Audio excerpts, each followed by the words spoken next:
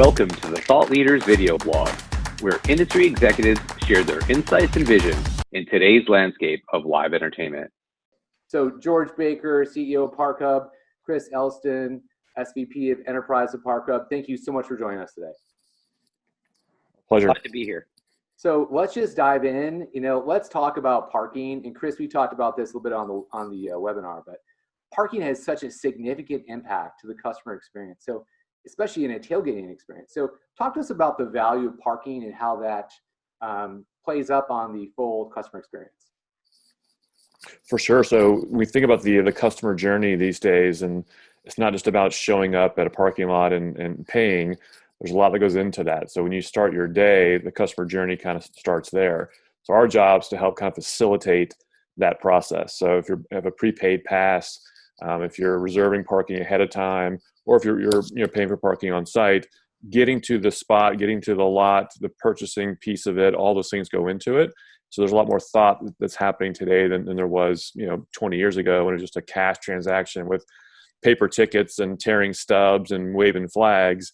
There's a lot of technology that's now involved in it, and we're knee deep in that technology.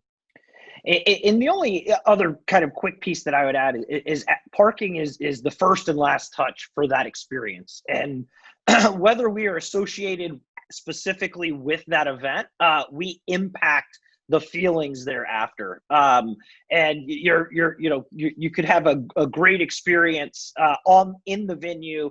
Your team could win. You could have a poor experience in the parking lot. It could impact that and carry over. Because of that and the use of our technology and how we are able to improve operational processes, we can actually affect that piece. And just a small example of that is just in transaction speed and transaction flow, in bottlenecks and traffic congestion on your way into an event. A traditional transaction prior to our system is about 23 seconds. When we start initiating all of the things in which Chris just mentioned, the prepaid and the reservations, the transaction flow actually is reduced to less than 7 seconds. It could be as fast as 3 seconds. Wow. And when you're able to reduce the transaction from 23 to 3 seconds, and you're shaving 20 seconds off of a vehicle and you're parking thousands of cars, that bottleneck is actually reduced and elevates that experience. So that's the only other piece that I like to add is that, we're that first and last touch. We have the ability to begin that experience in the parking lot and affect what happens thereafter. I think it's great. And we were laughing last time. We said, hey, sometimes parking is more important. Where you park is more important than where you sit sometimes, right? So you've been parking next to your friends for 30 years and you want to retain that spot. That's your history. So Talk to us a little bit more about the pandemic. How have you helped our clients, collective clients, to pivot during the pandemic? Yeah, so I think, it's interesting because while there's limited live events happening, there's unbelievable demand for what we're doing. I think mainly because, historically, parking has been a very cash-heavy type of business, really no data on the back end, very manual processes, et cetera. So I think there's a mad dash out of cash for one. People realize that cash is dirty from a bacteria standpoint. It's also not very safe. There's no data from cash. So there's a movement to get out of cash and get into more digital forms of payment, whether it's credit card or NFC payments, Apple Pay, Google Pay, et cetera. Everyone that we're talking to is saying we have to get out of this, right away for safety reasons, operational reasons, revenue reasons, et cetera.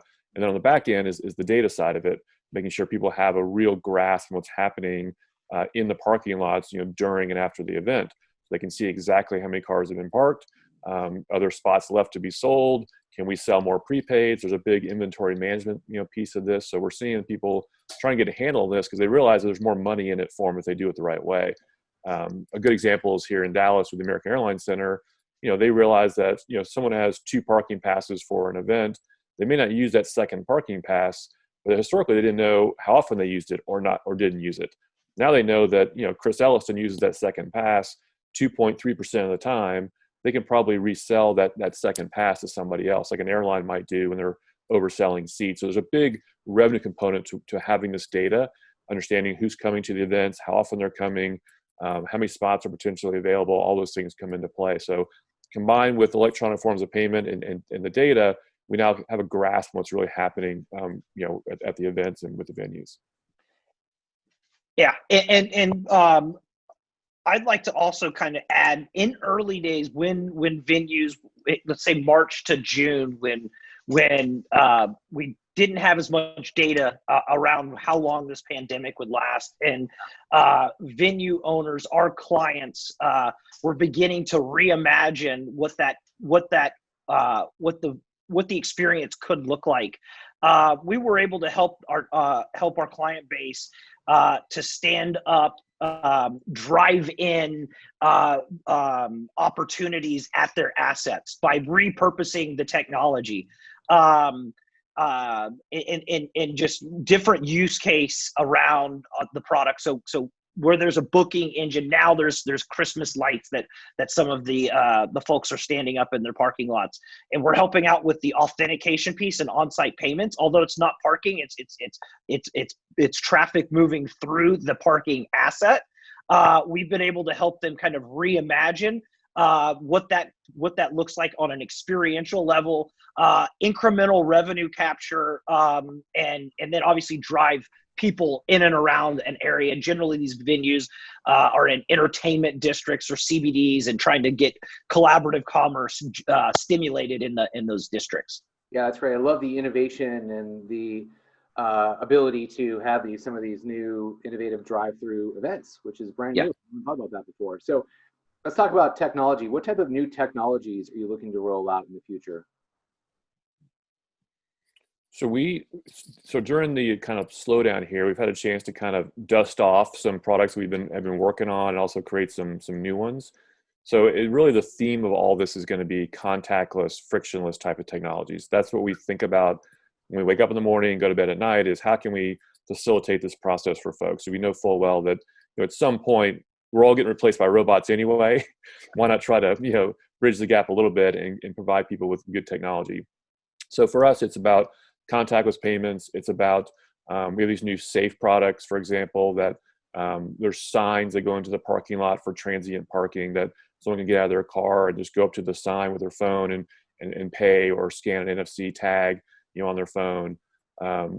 Access into the building, into suites, into VIP areas by matching your phone, for example, with the attendance device that we call ParkHub Match.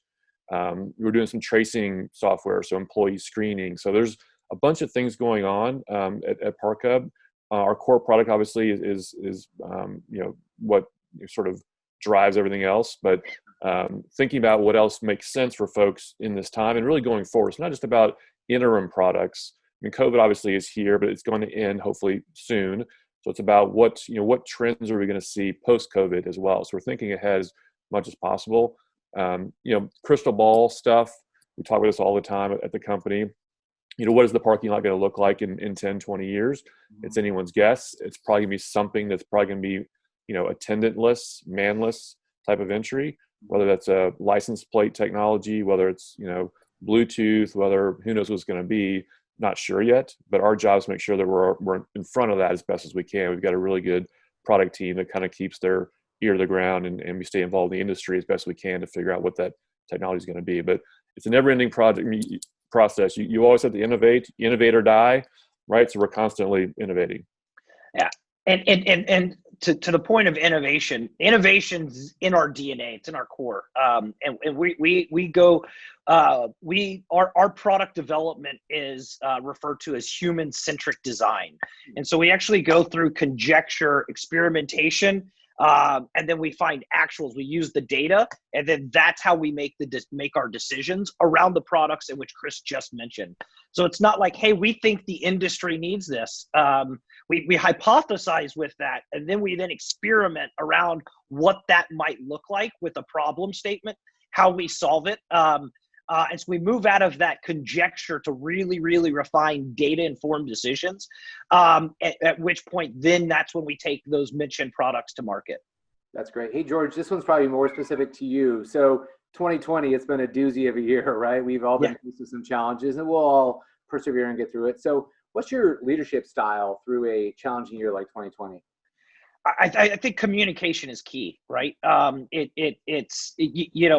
much uncertainty is out there, you can't let that uncertainty linger within kind of your workforce and your peers, and so communication is key. And so some things that we did internally. I began a Sunday email in which I was sending out comms on kind of state of the company, Right. state of the industry, giving kind of backups data to that.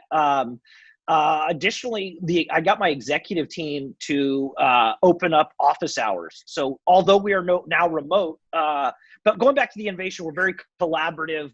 I love democratizing genius, and since we are apart, it's hard to recreate those experiences and those discussions. So I got my executive team. We have on a weekly basis open office hours where anyone in the company can jump into any of the executives' office, just like this, and just have a discussion. So you'll see sales jumping into the product office hours saying, hey, a client is asking about this. That begins that conjecture. We then run that through the experimentation, and then we end up with the products. So I guess I'm a very open, transparent servant leader. I'm in the trenches with my people. That's great. Vouch for that. He is obviously key. So just curious for either one of you, are there others in our industry or just in business in general that you kind of benchmark, you look to as a leader, and who is that and why? I've got a couple people, specifically within our industry.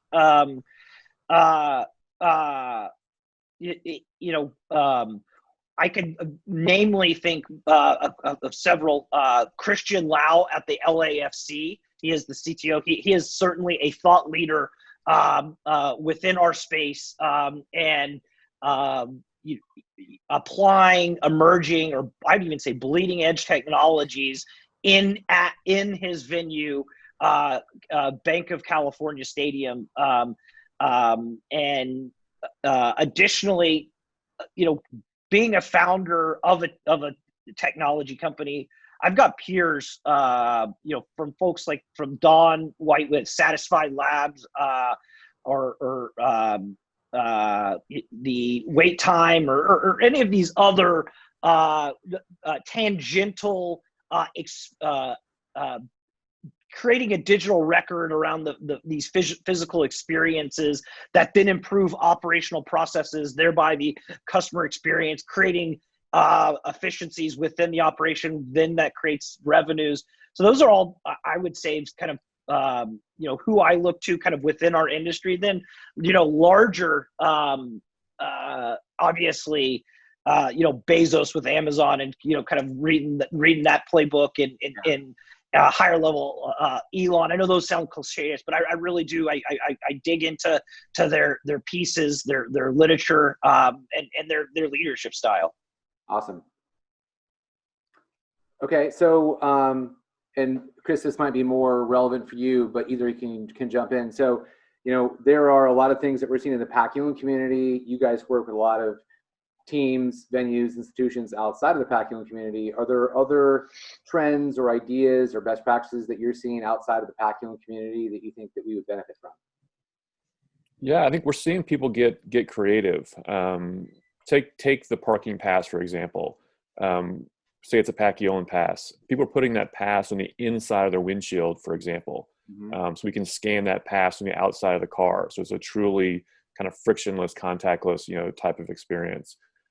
Color coding those passes for visual enforcement, because sometimes you go to an event and the first checkpoint is a law enforcement checkpoint, and they're looking for certain colors of paper passes historically.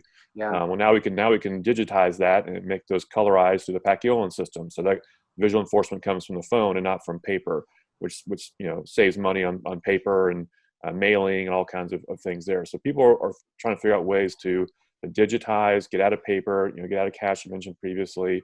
So we're talking to everyone about how best to do that. And as George mentioned, our customers really are everything to us, and so we're in constant contact with them and trying to figure out what their needs are. I sit on the IPMI technology committee, which is a really good cross section of thought leaders, university, professional, corporate, and so forth. And we talk all the time about trends and what's coming next. And part of our role is to create a presentation around the next thing we're going to see in parking, things like that. So it's amazing what your customers come up with, and you say, aha, great idea. And then we circulate that internally and say, could we leverage this for the broader good? And usually the answer is yes. So just some minor things probably here and there, and we'll get even more creative once we get past this mess as things kind of open back up. But just a couple little nuggets there that might be interested in. Awesome.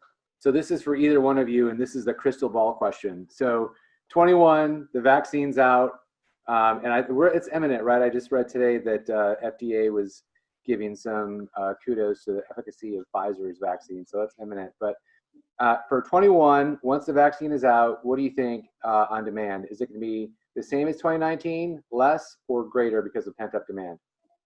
Well, I'll just say this. We saw from March to June, we saw a 90% drop in parking. That's event parking, on-street parking, et cetera. 90%. I mean, that's really close to 100%. Yeah. So I think we're going to see, we're already seeing a bit of a, kind of an L-shaped graph coming back a little bit. So now we're only down 67% from where we were in March. But I think there's no question we're going to see a V-shaped recovery. Because there's a pent-up demand for events. B, I think people are more willing to take their own car than they were before. So I think there's going to be some hesitancy, at least initially, to take an Uber, to take a Lyft, to take mass transit. I think you're going to see a lot of personal vehicle usage, right out of the chute. So I would expect we're going to see a big jump, starting, as you said, vaccines already starting. So let's just say people are planning for, May, June, July, kind of, back to normal type of thing. Right. I think we're going to see that number get back to where we were before, if not even higher. Great. Yeah. I'm the optimist. I think it's going to be higher. I think that we've got pent up demand. We're social beings. I don't think it's going to be immediate. I think it's going to be the latter part of. It's going to be, let's say, 12 months from now. So it's going to be Q3, Q4 of 2021. But I think that there will be a bigger demand, a more diverse crowd. And I think that the experience will also be different. I think leading into the pandemic, you began to see venues, and even venues that are being built today, they're just not built in the same way with structured seats I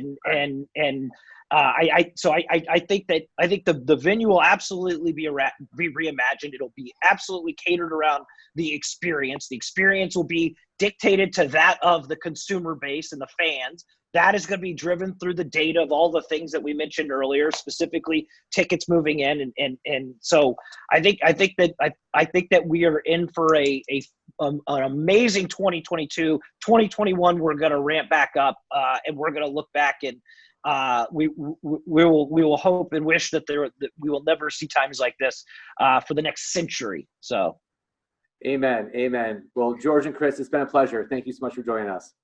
Anytime, Glad Craig. to be here. Thanks, guys. Thank you for joining the Thought Leaders video blog. And remember, everyone can step up and be a leader in their own way. We look forward to seeing you next time.